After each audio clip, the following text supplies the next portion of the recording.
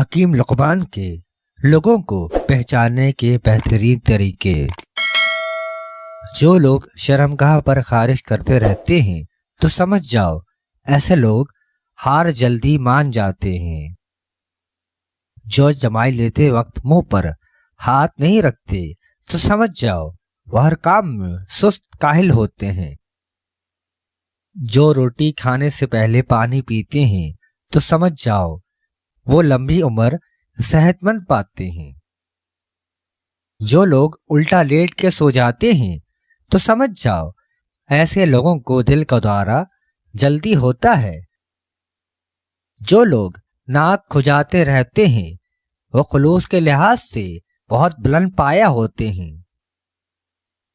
جو پیٹ پر ہاتھ پھیرتے رہتے ہیں تو سمجھ جاؤ وہ زیادہ کھانے کے عادی ہوتے ہیں۔ جو لوگ ہر بات میں قسم اٹھاتے ہیں تو سمجھ جاؤ ایسے بندے بلا کے جھوٹے ہوتے ہیں۔ جو زیادہ دیر چلتے رہتے ہیں تو سمجھ جاؤ ایسے بندے بہت کم بیمار ہوتے ہیں۔ جو لوگ اکثر سوئے رہتے ہیں تو سمجھ جاؤ وہ بہت جلد لمبی نیند سو جاتے ہیں۔ جو لوگ دوسروں کی نقل کرتے رہتے ہیں ایسے لوگوں کو خود پر اعتماد ذرا بھی نہیں ہوتا۔